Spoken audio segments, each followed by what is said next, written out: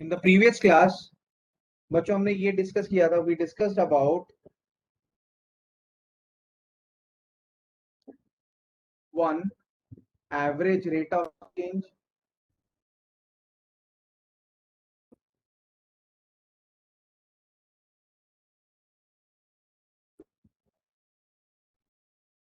Right, and two instantaneous rate of change.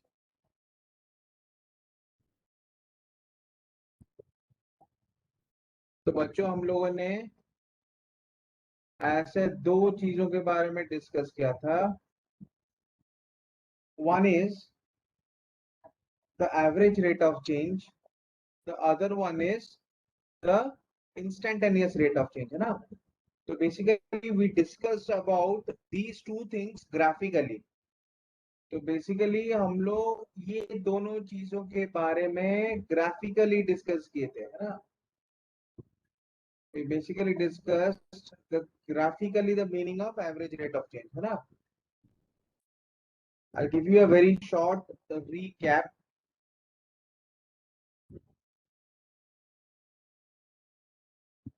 Of what we discussed.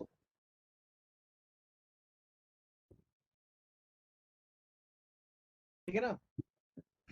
So basically if y is a function of x, है ना, y, if it y is a function of x, y function of x मतलब y basically is dependent on x, है ना. अगर x का value change हो रहा है तो y का वैल्यू भी अकॉर्डिंगली चेंज होता है ना. So the change in value of y depends on the value of x. ठीक है ना बच्चों. So if there are two points a, b, right, how do we define the average rate of change? How do we define the average rate of change between the 2 points?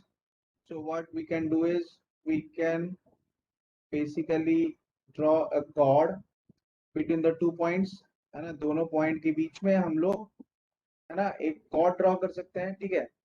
Let's say it is subtending some angle phi, है ना, at x-axis. So what we'll do is in the interval from a to b, if we want to find out the rate of change of function in the interval between a and b, right. So what we'll do is we'll draw a chord. Let's say it is subtending an angle phi. तो अगर ये angle phi है at x-axis, then this angle will also be phi. Let's say whatever is the change in x, let's say if the change in x in between a and b is delta x and change in y in between a and b is delta y. तो अगर a और b के बीच में x का change delta x है और a और b के बीच में y का चेंज डेल्टा y है, isn't it, where the y coordinate is y1 for at a and y coordinate is also y2 at b. ठीक है ना. so that implies delta y upon delta x, है ना, average rate of change of y over x. ठीक है ना बच्चों. so basically average rate of change of y over x, है ना. Yes, beta Amisha, this is we are actually discussing basic mathematics. It is one of the initial chapters of physics. Basically we are discussing about some basic part of mathematics which is useful in learning physics. ठीक है बेटा, है ना. So basically we are learning about basic mathematics. It's a basic part of mathematics which we will always use when we'll learn further chapter in physics. ठीक है ना बच्चों. So hello everyone once again.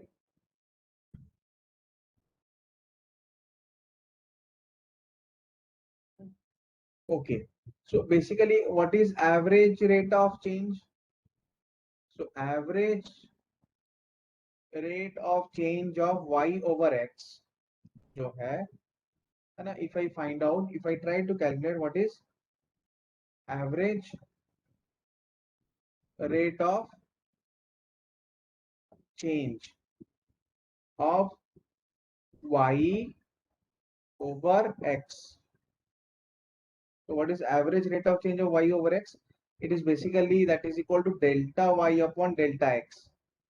तो इसको हम basically क्या define करते हैं? Basically we define it as delta y upon delta x, है ना? तो basically that is delta y upon delta x, ठीक है?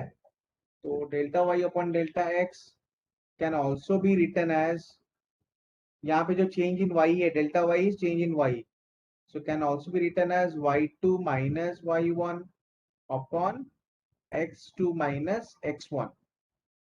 अब y2 minus y1 upon x2 minus x1, ये जो राइट एंगल ट्रायंगल है ABC, in triangle ABC I can say that in triangle ABC, है ना, ये जो ट्रायंगल है right angle triangle, we can I can say that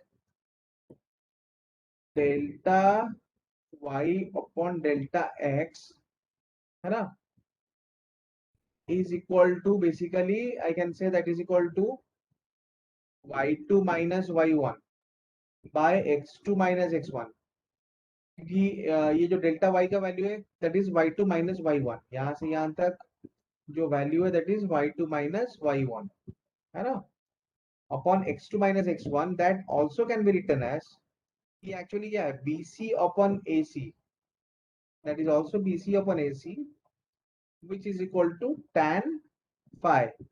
right angle triangle में perpendicular to base, perpendicular to base का ratio जो है उसको tan थीटा बोलते हैं, है ना, परपेंडिकुलर टू बेस का जो रेशियो होता है that is that basically that is called tan of phi, ठीक है ना, tan फाई होता है उसको, ठीक है? So now this becomes, that becomes equal to tan phi, ठीक है ना बच्चों? So that is equal to tan phi. Next is instantaneous rate of change, ठीक है ना? तो basically average rate of change क्या होता है? delta y by delta x equal to tan phi. So I can say that delta y by delta x, average change in y over x is equal to tan phi. Graphically उसका मतलब होता है tan phi, है ना? What is tan phi? अगर a और b दो point है, उनके बीच में एक कर्व, कर्व के दो अलग अलग पॉइंट है a b, उनके बीच में जो कर्व में change in y over x है, delta y upon delta x, है ना, तो that is equal to tan of angle phi. What is angle phi?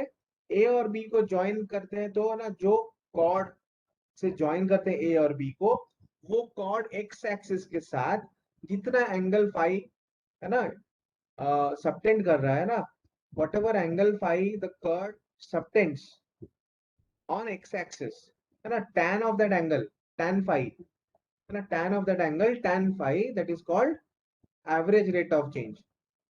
So that is graphically called average rate of change of y over x. Is that clear? है ना बच्चों? So is that clear to everyone? Yes, sir. Okay, very good. What about some new students? Shambhavi, बेटा तुमको समझ में आ गया? नंदनी, कृति, है ना, खुशी, काजल, बच्चों तुम लोग को इतना समझ में आ गया क्या? Yes, sir. Aastha, okay. Okay, next is, sir, yes, हाँ बोलो बेटा. ये पहले आपने कौन कौन से टॉपिक पढ़ा दिए हैं बेसिक मैथमेटिक्स में? बेसिक मैथमेटिक्स में मैंने थोड़ा बहुत ट्रिगोनोमेट्री थोड़ा बहुत पढ़ाया है, ठीक है, और स्ट्रेट लाइन, जो कोऑर्डिनेट ज्योमेट्री का जो स्ट्रेट लाइन होता है ना, जो हम क्लास 10th में भी पढ़ते हैं स्ट्रेट लाइन, है ना, और स्ट्रेट Yes. लाइन का थोड़ा कॉन्सेप्ट पढ़ा है बस. ठीक है, ये चैप्टर में। ओके बोलो सर। बेटा, है ना। तो हम उसको ना, तुमने जो जो चीज मिस किया है, जो पार्ट है ना, हम उसको एक्स्ट्रा क्लास में सुबह के टाइम में कवर कर लेंगे। ठीक है बेटा। Okay sir. ओके, है ना। ओके, तो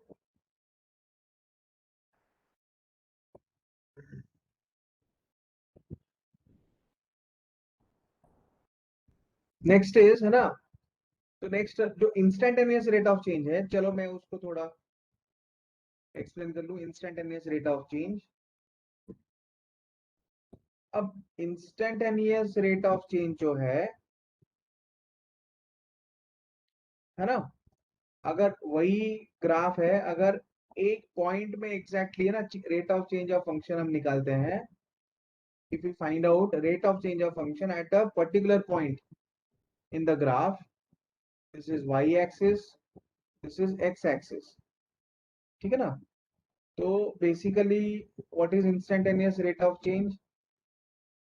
instantaneous rate of change is basically ना, मतलब ए में अगर मुझे exactly rate of change of function चाहिए ग्राफ का, then I can say that instantaneous rate of change जो है, इंस्टेंटेनियस रेट ऑफ चेंज निकालने के लिए I should take a very small interval, है ना, I should take a very small interval delta x, we should take a very small interval delta x,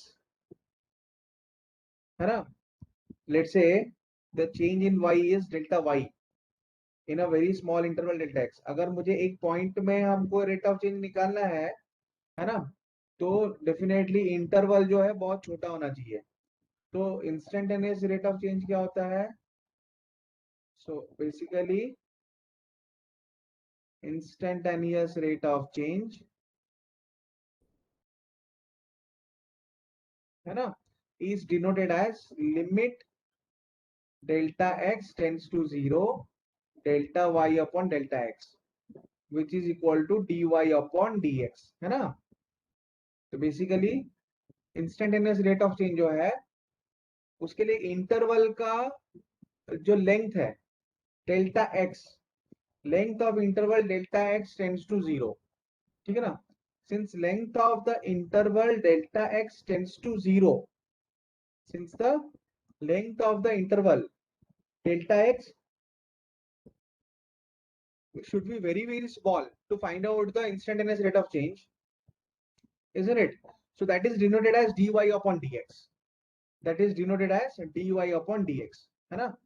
So basically जो instantaneous rate of change है dy upon dx, dy upon dx is also called derivative, it is also called derivative of y with respect to x। तो उसका जो meaning है, mathematical term जो है instantaneous rate of change का, it is mathematically also called dy upon dx और derivative of y upon with respect to x। Basically क्या होता है कि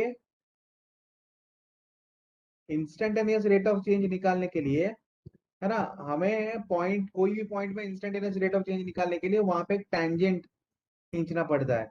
मान लो वो टैंजेंट अगर, है ना, एक्स एक्सिस के साथ थीटा एंगल सबटेंड कर रहा है, then I can say that dy by dx instantaneous rate of change is also equal to tan theta, है ना, which is also called, that is also equal to slope of the function, है ना, at a specific point।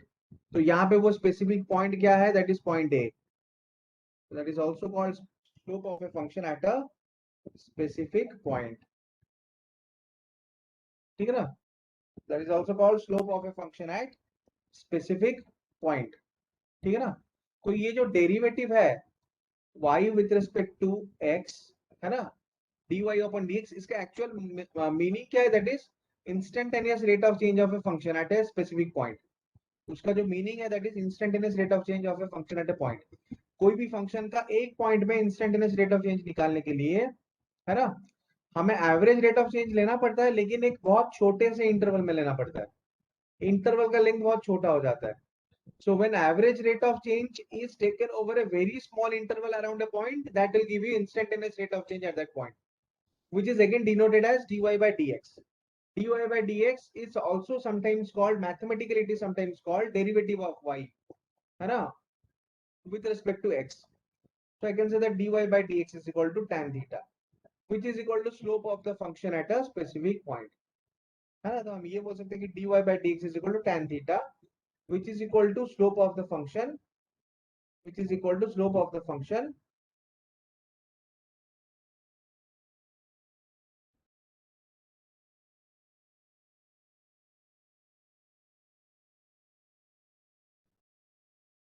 which is also called slope of the function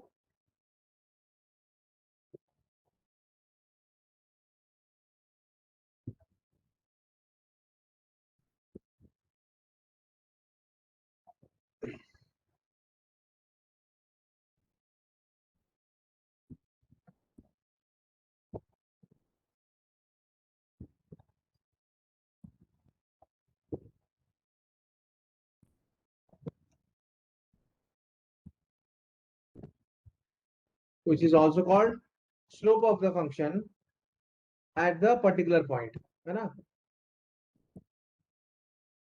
तो यहाँ पे जो point था वो था ए, तो हमने यहाँ पे पॉइंट ए में निकाला था इंस्टेंटेनियस रेट ऑफ चेंज. तो हमने यहाँ पे पॉइंट ए में निकाला था instantaneous rate of change. Now is that clear everyone? Yes sir. Okay, ठीक है बच्चों. चलो next will move to now formula of derivative. ठीक है ना. ये जो डेरिवेटिव है ना बच्चों, ये जो डेरिवेटिव है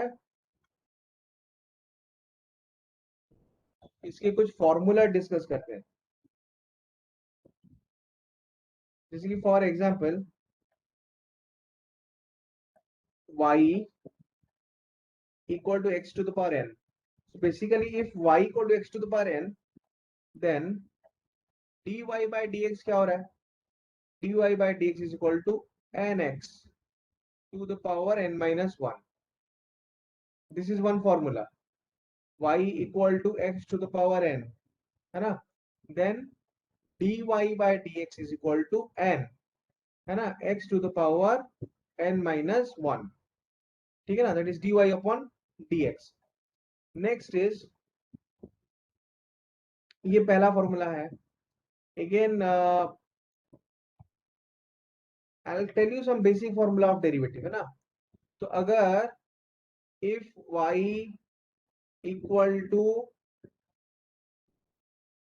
sin x, है ना, then dy by dx will be equal to cos x, है ना. Next, if y equal to cos x, then dy by dx is equal to minus sin x. So these are basic formulas, है ना.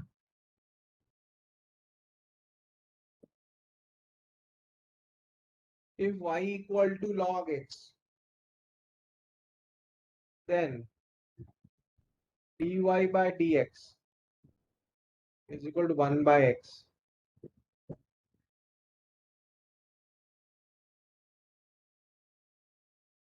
If y is equal to e to the power x, then dy by dx is equal to e to the power x. So बच्चों these are some basic formulas. ठीक है ना. ये सब कुछ basic formula है. किसके बेसिक फॉर्मूला है? Of derivative.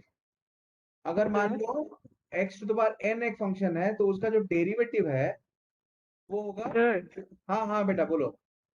सर नंबर 1 हाँ यस नंबर 1. सर बोलो नंबर बेटा. 1 number 1. Sir number 1 you have not written. Number 1 I have written. अरे वो थोड़ा नीचे चला गया. Okay sir. वहां पे थोड़ा नीचे दिख रहा है ना, नंबर 1, ठीक है ना बेटा? तो नंबर 1 है ना, वो थोड़ा नीचे चला गया है, ठीक है बेटा? तो ये बेसिक फॉर्मूला है सब बच्चों, है ना, ये नोट कर लो सब लोग। So basically these are the basic formulas, है ना? So if y equal to x to the power n, then dy by dx क्या होगा? That is nx to the power n minus 1. फिर अगर y equal to sin x है, then dy by dx is equal to cos x. If y equal to cos x है, तब dy by dx क्या है? उसका formula minus sin x, ठीक है ना?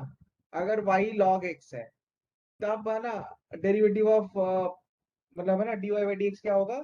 मतलब 1 by x, ठीक है? तो बेसिकली फॉर्मूला ये बोल रहा है कि d by dx, y x to the power n है ना, d by dx of x to the power n is equal to nx to the power n minus 1.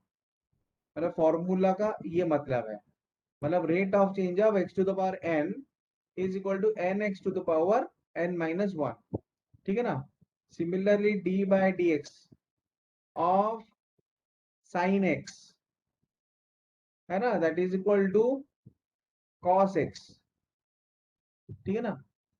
Again d by dx of cos x, तो that is equal to minus sin x, ये फॉर्मूला है, ठीक है ना? फिर d by dx of और एक फंक्शन है, मान लो logarithmic function log x is equal to 1 by x, है ना? देन इफ आई से d by dx of e to the power x, that is equal to e to the power x.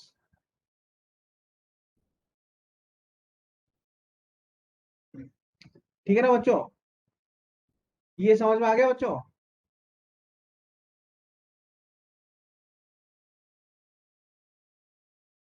Yes, sir. ठीक है ना? अच्छा, so these are basic formulas, इसको note कर लो, ठीक है? Now I will tell you about implementation of the formula. Formula का इम्प्लीमेंटेशन मैं तुमको बोलूंगा, ठीक है ना?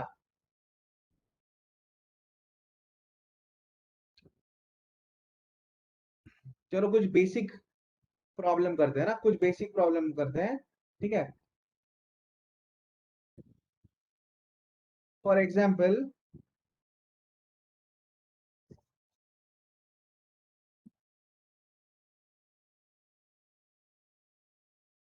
suppose if we discuss first about, let's say if we initially discuss about if like y equal to x square plus x to the power 5, है ना? then find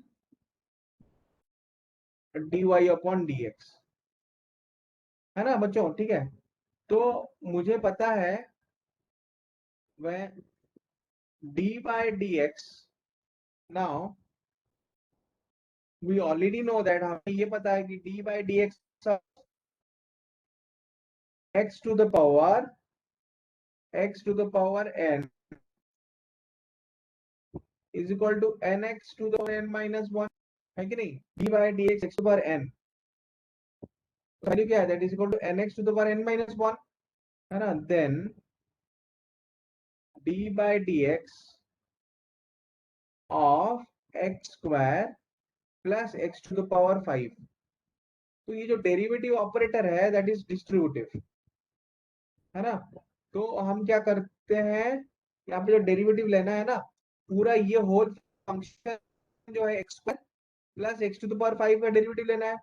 सो मुझे एक एक करके डेरिवेटिव लेना है ना, that is d by d x x square plus d by d x x to the power 5, d by d x x square plus d by d x x to the power 5 implies dy by dx is equal to dy dx x square, dy dx x square क्या होगा? अच्छा, dy dx x to the power n क्या है? nx to the power n minus 1।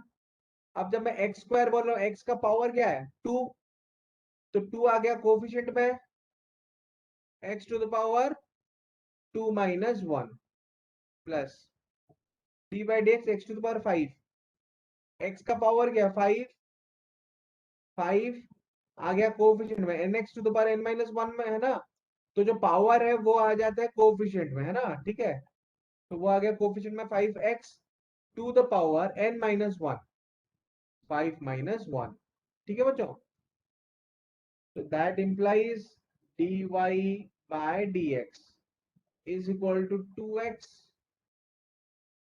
plus 5x to the power 4, 2x plus 5x to the power 4, ये समझ में आ गया बच्चों? अनीशा, आस्था, आयुष, दीपिका, जैस्मिन, खुशी, नंदिनी, है ना, निकिता, यस सर। संभावी, राजश्री, ठीक है ना, सुधांशु, सब लोगों को समझ में आ गया ना ये? ठीक है ना बच्चों? ठीक है, ओके, वेरी गुड, ठीक है, तो अगर, तो ये था एक प्रॉब्लम है ना।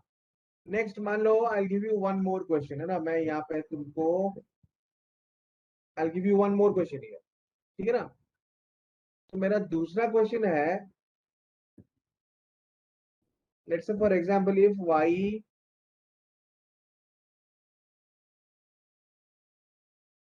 इक्वल टू, है ना, I can say okay, if y equal to x square plus 5 whole square, then calculate dy by dx, है ना, तो सबसे पहले बच्चों तो कैलकुलेट dy by dx, है ना, तो आंसर मैं ऐसे स्टार्ट करूंगा कि dy by dx is equal to d by dx of x square plus 5 whole square, है ना, तो dy by dx बेसिकली क्या होगा, dy by dx of x square plus 5 whole square, तो पहले यहाँ पे ये जो होल स्क्वायर है उसको एक्सपेंड कर लो, तो फर्स्ट ऑफ ऑल, है ना, expand the whole square function here, तो दैट बिकम्स एक्स स्क्वायर का जो स्क्वायर है that is x to power 4 plus 5 square plus 2 into 5 into x square, है ना, a plus b whole square का formula use कर लिया आपने, ठीक है ना, implies dy अपॉन dx, है ना, is equal to dy upon dx is equal to d by dx of x to the power 4 plus 10x square plus 25, तो अभी यहाँ पे तीन अलग अलग इंडिविजुअल टर्म्स आ गए बच्चों, है ना, क्योंकि अभी यहाँ पे तीन अलग अलग इंडिविजुअल टर्म्स आ गए, तो मैं इनका तीनों अलग अलग डेरिवेटिव ले सकता हूँ, ठीक है ना, so that is equal to d by dx of x to the power 4 या फिर derivative of x to the power 4 plus d by dx of 10x square या फिर derivative of 10x square plus d by d x of 25, है ना बच्चों, यहां तक समझ में आ गया?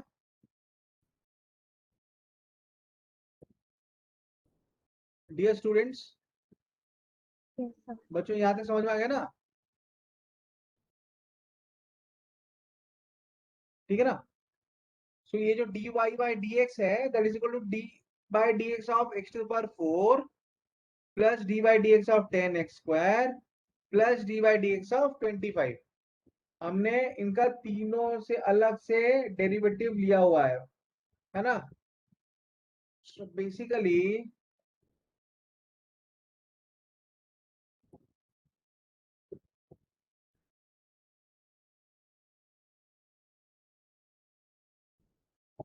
ठीक है ना, what are the three terms, ये जो तीन टर्म है, एक टर्म आ गया x to the power 4 10x square, तीसरा टर्म है 25 है ना।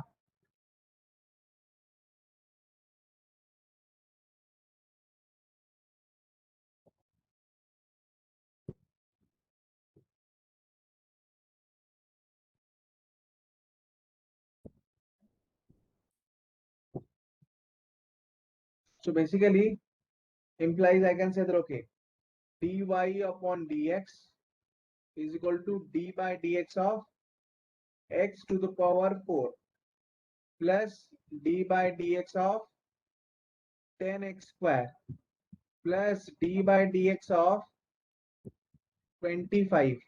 तो बच्चों पहले x टू द पावर 4 का डेरिवेटिव निकाल लो। अब हमें ये पता है कि d by dx फॉर्मूला क्या है, derivative of x to the power n is equal to n x to the power n minus 1।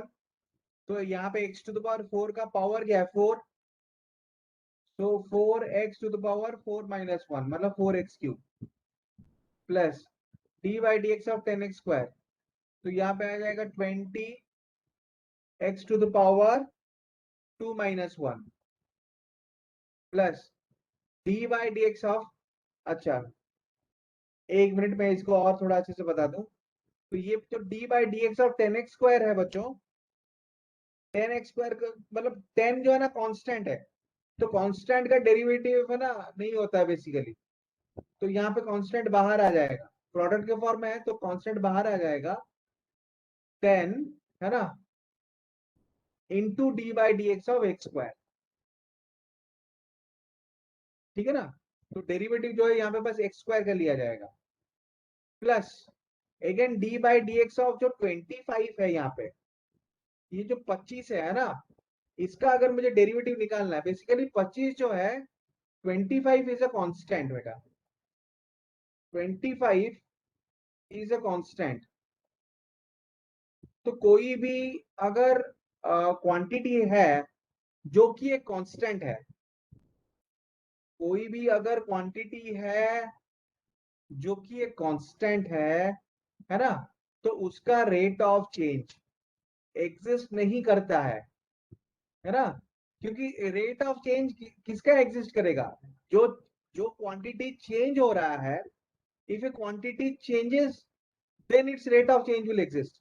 If a quantity does not change, है ना, if a quantity does not change, then what happens to its rate of change? Then the rate of change will be zero, है ना। तो implies rate of change of 25 मतलब d by dx of 25। d by dx का मतलब क्या है, dy by dx मतलब instantaneous rate of change of y। अब कोई भी अब रेट ऑफ चेंज कौन से क्वांटिटी का एग्जिस्ट करता है, जो कि एक वेरिएबल है जिसका वैल्यू कंटिन्यूअसली चेंज हो रहा है, तो उसका रेट ऑफ चेंज एग्जिस्ट करेगा, है ना। जो वेरिएबल नहीं है, जिसका वैल्यू ही नहीं चेंज हो रहा, जो कि हमेशा कांस्टेंट है, वो चेंज नहीं हो रहा है, तो उस अगर चेंज नहीं हो रहा है तो रेट ऑफ चेंज क्या होगा, zero. If the change is zero then the rate of change is zero, so d by d x of 25 क्या होगा, जीरो, है ना। तो हम ये बोल सकते हैं ना, since a constant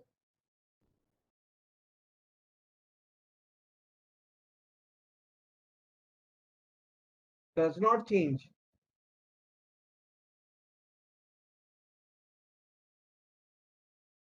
hence its rate of change is zero, hence its rate of change, या फिर रेट ऑफ चेंज का मतलब क्या है, डेरिवेटिव, डेरिवेटिव है ना इज जीरो। क्योंकि ये कांस्टेंट चेंज नहीं होता है तो उसका रेट ऑफ चेंज भी एग्जिस्ट नहीं करता है ना। तो उसका जो डेरिवेटिव है वो हो जाता है जीरो। इतना समझ में आया बच्चों,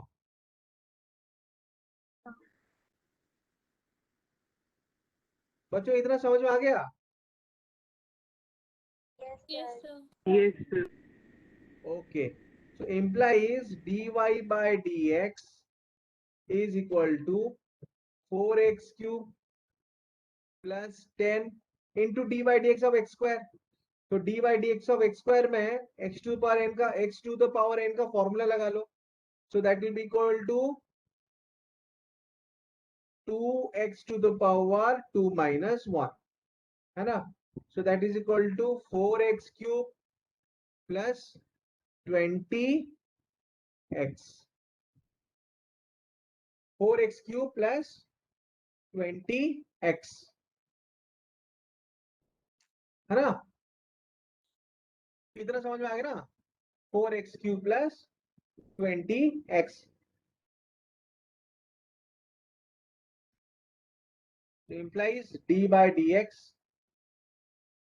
of ये जो फंक्शन था that was x square plus 5 whole square that is equal to 4x cube plus 20x. So that is the answer. तो ये हो गया हमारा आंसर है ना. बच्चों ये समझ में आ गया. यहां तक समझ में आ गया ना बच्चों. So that I can move to the next part of derivative. So that I can move to the next part of derivative.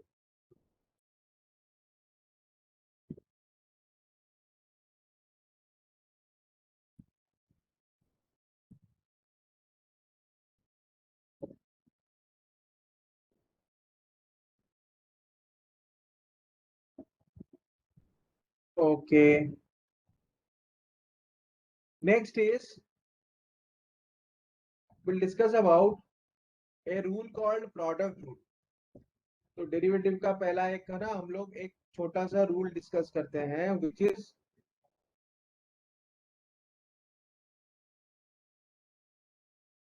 product rule.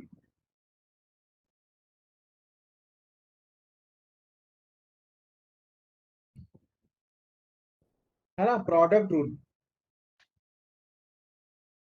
ठीक है ना. तो what is product rule basically.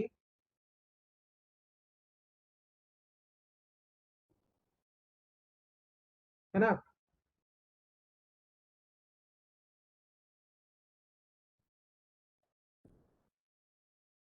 तो बेसिकली ना will go to now product rule. ठीक है. So what is a product rule. तो product rule ऐसा है कि if we have to take derivative of product of two functions of x है ना. so if I say if है ना u and v are two separate functions of x, two separate functions of x है ना. then derivative of मतलब d by dx of uv मतलब ये दोनों प्रोडक्ट फॉर्म में है. अगर दोनों के दोनों प्रोडक्ट फॉर्म में है तो इसका डेरिवेटिव क्या होना चाहिए. what should be the derivative of product uv. so derivative of this product basically is equal to पहले तो मैं एक को कांस्टेंट लूंगा दूसरे को डिफरेंशिएट करूंगा. मतलब एक बार में कोई भी एक फंक्शन को डिफरेंशिएट करना है ना. फिर प्लस दूसरी बार में जो फंक्शन डेरिवेटिव नहीं लिए थे उसका डेरिवेटिव लेना है.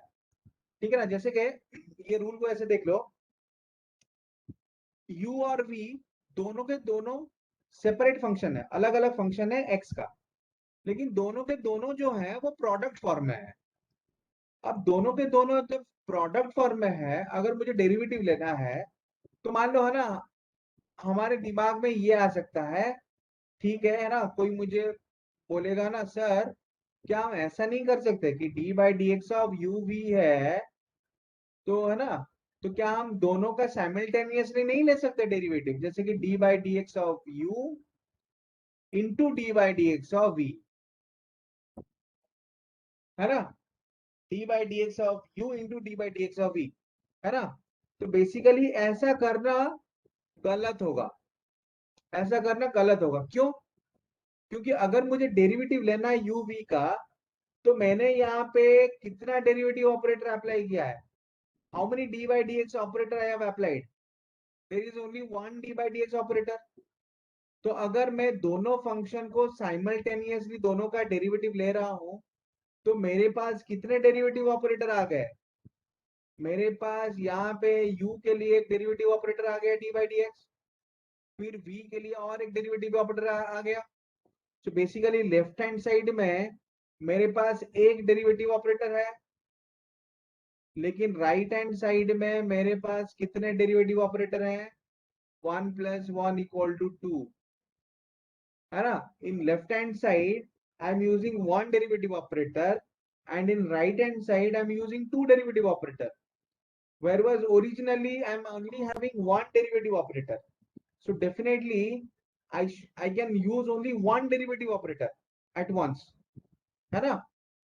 आ रहा है समझ में? ठीक है. तो ये करना गलत होगा. तो उसके लिए ना जो रूल जो है, प्रोडक्ट रूल जो है, वो प्रोडक्ट रूल क्या बोलता है हमें, है ना. So basically the product rule says that what we have to do is we have to take derivative of only one function at a time, treating the other function as constant. जैसे कि यहाँ पे मैंने पहला term है, इन the first term, ये पहला term है डेरिवेटिव का, तो this is the first term. और ये जो है यहाँ पे ये सेकेंड टर्म है. ठीक है ना बच्चों. तो मैंने क्या किया, फर्स्ट टर्म में basically in the first term I have taken u as a constant, I have differentiated v. तो u और v वही प्रोडक्ट फॉर्म में रहेंगे, लेकिन डिफरेंशिएट बस एक ही होगा. तो अगर मुझे v को डिफरेंशिएट करना है, u को बस मल्टीप्लाई करना है उसके डेरिवेटिव के साथ.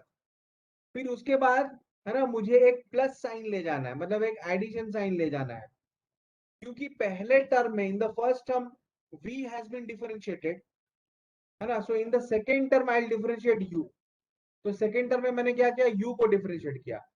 और v, क्योंकि v प्रोडक्ट में है already, since v is already available in the product, simply multiply v, है ना. So that completes the product rule. ये समझ में आ गया बच्चों? अगर नहीं भी समझ में आया ना, तो हम कुछ एग्जाम्पल करेंगे, थ्रू द एग्जाम्पल्स हमको समझ में आ जाएगा. समझ में आ रहा है बच्चों? अगर है ना हमने ये नहीं भी समझा है ना, तो मैं एक एग्जाम्पल दे सकता हूं तुमको बेटा. ठीक है ना. Once I give you an example, है ना, हम एक तो एग्जाम्पल सॉल्व कर लेंगे. आ रहे कि नहीं बेटा समझ में? ठीक है ना. हम अगर एक दो एग्जाम्पल सॉल्व कर लेंगे तो फिर है ना, तो फिर वहां से हो जाएगा, है ना, वहां से पता चल जाएगा. ठीक है ना. तो बेसिकली क्या हो रहा है कि है ना, I'll give you a function that is d by dx of x square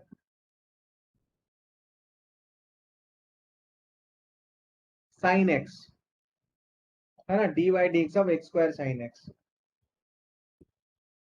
ठीक है ना. d by dx of x square sin x जो है that is equal to x square into d by dx of sin x plus मैंने क्या किया, यहाँ पे ये दो टर्म है, x square is a function of x, यहाँ पे ये जो एक्स स्क्वायर है ये फंक्शन ऑफ एक्स है, और ये साइन एक्स भी फंक्शन ऑफ एक्स है. तो मैंने क्या किया, जब मैं पहले x square when first I am taking x square, in the product I am also taking derivative of sin x, है ना. then when I take sin x, उसके बाद क्या है, according to rule, तो पहली बार में मैं at once we can only differentiate only one function of x. So in the first step, in the first term I am differentiating only sin x.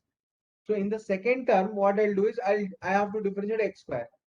So in that case I'll only multiply sin x. तो जब मैं second term में बस x square को differentiate करना है मुझे, I have to only multiply sine x in the second term. ठीक है ना. तो फिर अभी क्या है, एक्स स्क्वायर तो मुझे बस मल्टीप्लाई करना है with d by d x of sine x. Derivative of sine x क्या है? Derivative of sine x is cos x. What is derivative of sine x? Derivative of sine x is cos x. है कि नहीं बच्चों? ठीक है ना. Then I will go to the second term. अब मुझे बच्चों सेकेंड टर्म में जाना है. सेकेंड टर्म में जाना है मतलब प्लस यहाँ पे है साइन एक्स, फिर डेरिवेटिव ऑफ एक्स स्क्वायर लेना है. डेरिवेटिव ऑफ एक्स स्क्वायर क्या होगा? 2.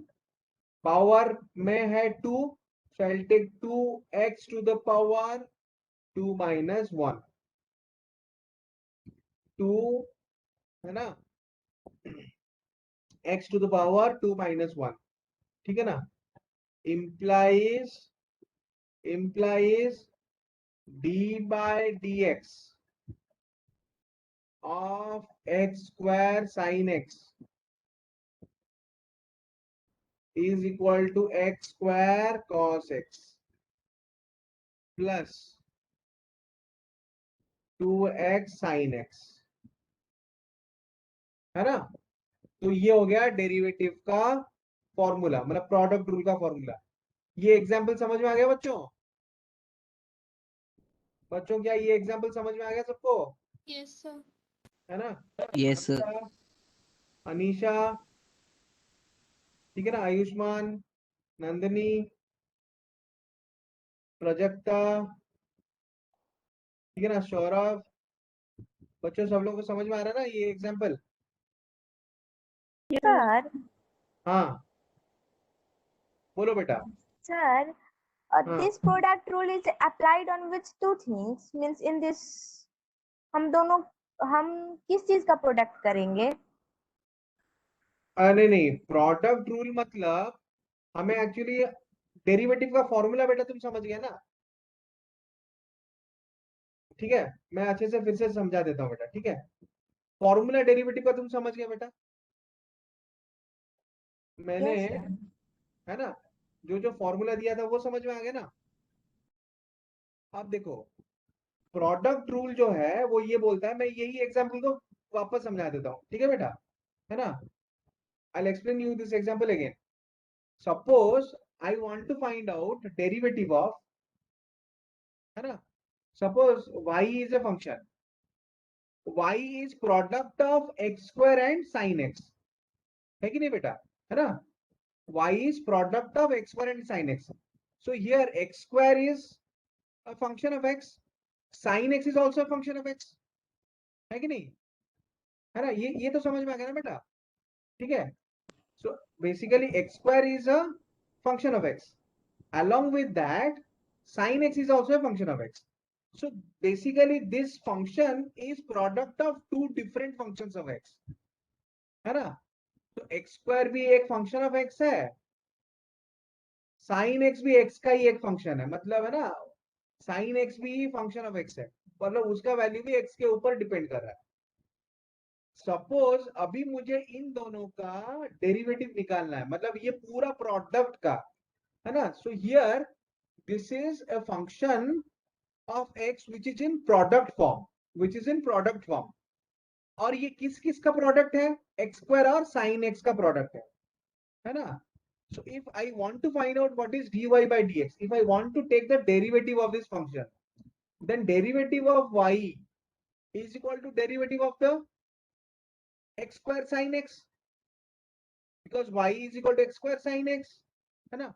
but the problem is that now x square and sin x are in the product form, है ना. so that means I have to use product rule.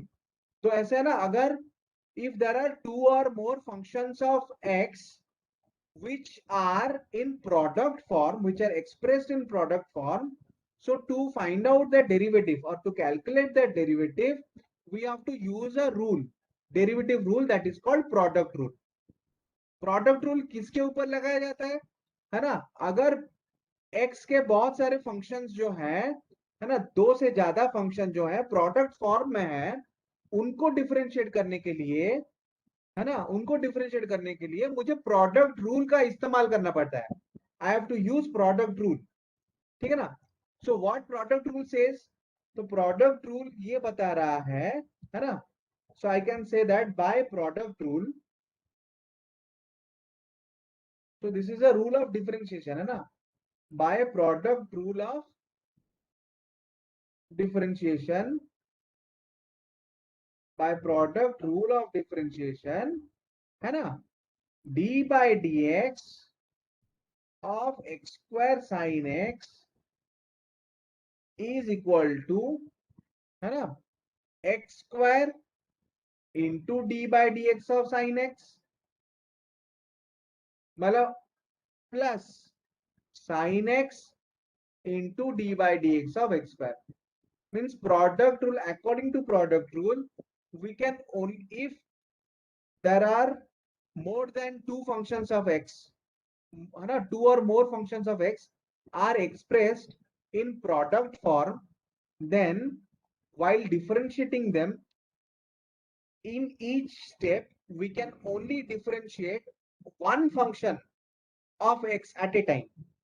तो यहाँ पे x square और sine x दोनों के दोनों अवेलेबल है, दोनों एक्स के ही फंक्शन है, लेकिन डेरिवेटिव करने के टाइम में जब मैं साइन एक्स का डिफरेंशिएशन ले रहा हूं, मैं उसी जगह पर एक्स स्क्वायर का डिफरेंशिएशन नहीं ले सकता, मुझे एक्स स्क्वायर का डिफरेंशिएशन फिर से अलग से लेना पड़ेगा।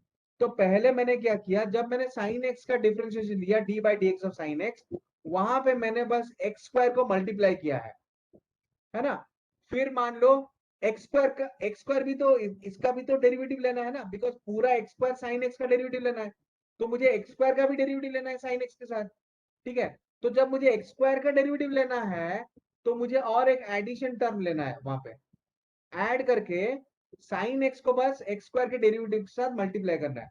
तो जब मैं एक्स स्क्वायर का डेरिवेटिव ले रहा हूँ तब मुझे साइन एक्स मल्टीप्लाई करना है, और जब मैं साइन एक्स का डेरिवेटिव लेना हो तब मुझे एक्स स्क्वायर मल्टीप्लाई करना है और दोनों का ऐड कर लेना है। समझ में आया बेटा? Yes sir. Is this understood now? Right, okay है ना, कोई बात नहीं बेटा ना, when we solve more examples we'll be able to understand it even more properly, ठीक है। अब देखो है ना, अब d by dx का फॉर्मूला तो हमें पता है, d by dx of sin x का, तो now that is equal to x square d by dx sin x, d by dx of sin x is cos x। अभी मुझे बस फॉर्मूला यूज कर लेना है, तो what is sin x into d by dx of x square, ठीक है ना। तो d by dx of x square में अगेन मुझे ना फॉर्मूला यूज कर लेना है, that is equal to 2 into x to the power 2 minus 1, x to the power n का फॉर्मूला जो है nx to the power n minus 1 है ना, so that is equal to x square cos x plus 2x sin x।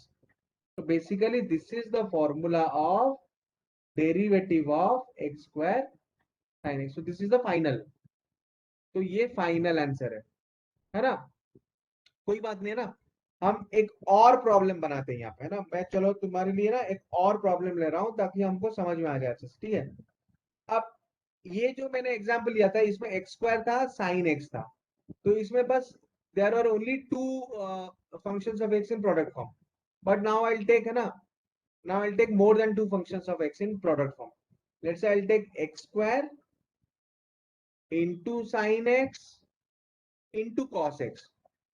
तो अभी यहाँ पे x के कितने फंक्शन आ गए, एक तो एक्स स्क्वायर एक फंक्शन है, दूसरा साइन एक्स एक फंक्शन है, तीसरा कॉस एक्स और एक फंक्शन है। So there are 3 different functions of x, है ना, which are in the expressed in the product form. Now suppose I want to find out dy by dx, dy by dx, है ना, so if y equal to x square sin x cos x, then what is dy by dx? dy by dx is equal to d by dx of x square sin x cos x, है कि नहीं बेटा, है ना। तो ये आ गया dy by dx is equal to, है ना, d by dx of x square sin x cos x। अब मान लो, अब इफ आई चूज, मतलब मुझे, मैं एक बार में सिर्फ एक फंक्शन का डिफरेंशिएशन ले सकता हूं, तो अगर मैं बस एक्स स्क्वायर का डिफरेंशिएशन ले रहा हूं, if I take only differentiation of x square, तो d by d x of x square जब मैंने लिया तो उसके साथ जो बाकी जो दोनों टर्म है साइन एक्स कॉस एक्स, वो सिर्फ मल्टीप्लाई में रहेगा, उसको सिर्फ मल्टीप्लाई करना है ना। अब लेकिन मुझे साइन एक्स का भी डिफरेंशिएशन लेना है और कॉस एक्स का भी लेना है। तो मैंने तो एक बार में एक्स स्क्वायर का डिफरेंशिएशन ले लिया, लेकिन अभी मुझे साइन एक्स का भी तो डिफरेंशिएशन लेना है ना। तो जब मैं साइन एक्स का डिफरेंशिएशन लूंगा फिर और एक टर्म ऐड करूंगा मैं, तो that is equal to d by d x of sine x. तो जब मैंने d by d x of sine x का डेरिवेटिव जब लिया, तो बाकी जो दोनों टर्म है उसको बस मल्टीप्लाई करना है, एक्स स्क्वायर कॉस एक्स। लेकिन ये जो डेरिवेटिव है, ये जो मतलब है ना प्रोडक्ट फॉर्म में जो इक्वेशन है, जो फंक्शन है, इस फंक्शन को बच्चों ध्यान से देखो है ना, try to analyse this function properly, ठीक है ना। So when we analyse this function properly, when we analyse this function properly, ठीक है ना बच्चों, है ना, जब हम ये फंक्शन को प्रॉपरली एनालाइज कर रहे हैं तो हमें दिख रहा है कि 3 फंक्शन है। तो हमने ऑलरेडी 2 फंक्शन का डेरिवेटिव ले लिया, अभी तीसरा फंक्शन क्या है, cos x। तो जब मैं cos x का डेरिवेटिव लूंगा, d by dx cos x, then I will multiply the rest 2 terms. तो बाकी के जो टर्म है उसको मैं मल्टीप्लाई कर लूंगा, है ना। बाकी के 2 टर्म क्या है, एक्स स्क्वायर और साइन एक्स है। बाकी के जो 2 टर्म है that is x square and sine x, ठीक है ना। तो d by dx of cos x, ठीक है ना। तो उसके साथ एक्स स्क्वायर साइन एक्स को मल्टीप्लाई कर लेना है, ठीक है ना। तो जब मैंने मल्टीप्लाई कर लिया, अब मेरे पास क्या बचा, अब मेरे पास मुझे अभी फाइनली फॉर्मूला यूज कर लेना है, ठीक है ना। D by d x of x square का फॉर्मूला क्या है, 2x, 2x to the power 2 minus 1, तो 2x, और साइन एक्स और कॉस एक्स तो प्रोडक्ट फॉर्म में था ही, sine x cos x plus x square cos x है यहाँ पे, है ना। तो x square cos x d by d x of sine x क्या है, कॉस एक्स है, d by d x of sine x is cos x. So cos x into cos x, d by d x of sine x cos x है, और यहाँ पे cos x already है, तो cos square x हो गया into x square. फिर d by d x of cos x क्या है यहाँ पे, d by d x of cos x क्या है, माइनस साइन एक्स है। So minus sine x into sine x, तो ये हो गया minus sine square x whole multiplied with x square. ये समझ में आ गया बच्चों,